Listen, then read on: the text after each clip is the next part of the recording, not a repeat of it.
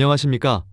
최근 한미 정상회담에서 발표된 공동 팩트시트를 두고 논란이 일고 있습니다. 우리나라의 주한미군 방위비 분담금이 기존 대비 8배 이상 급증했다는 이야기가 나오는데요. 과연 사실일까요? 오늘은 이 문제를 꼼꼼히 팩트체크해보는 시간을 갖겠습니다. 네, 일각에서는 방위비 분담금이 천문학적으로 증가했다는 주장이 제기되고 있는데요.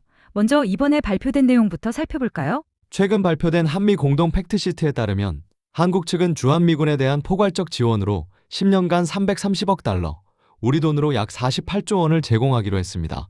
330억 달러라니 정말 큰 금액이네요. 그런데 이게 정말 8배나 증가한 건가요? 그 부분이 핵심인데요.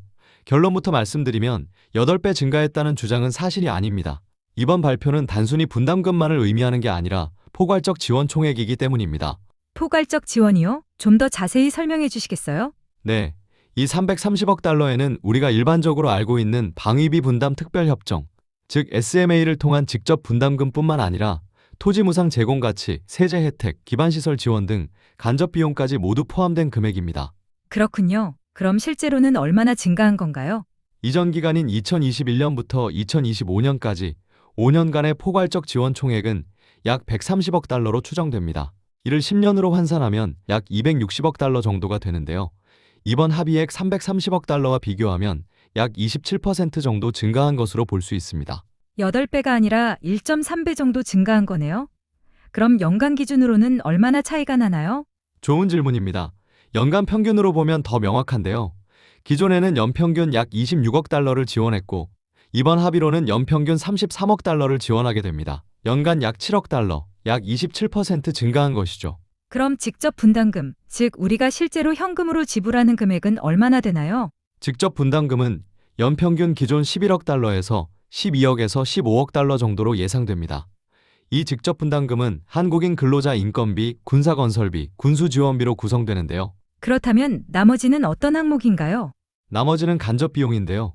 가장 큰 부분이 토지 무상 제공 가치입니다.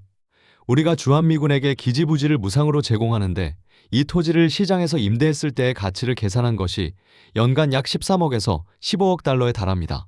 평택기지 같은 곳의 땅값을 생각하면 엄청난 가치겠네요. 맞습니다. 2021년 기준으로 연간 약 1조 7천억 원, 약 13억 달러 정도로 추산됐는데요. 최근 부동산 가격 상승을 고려하면 더 늘어났을 가능성이 있습니다. 여기에 세제 혜택, 도로나 시설 지원 등 기타 간접 비용이 연간 3억에서 5억 달러 정도 추가됩니다. 정리하자면 이번 발표는 새로운 부담이 대폭 증가한 것이 아니라 기존에 우리가 제공하던 직간접 지원을 모두 합쳐서 공식적으로 명시한 것이라고 볼 수 있겠네요.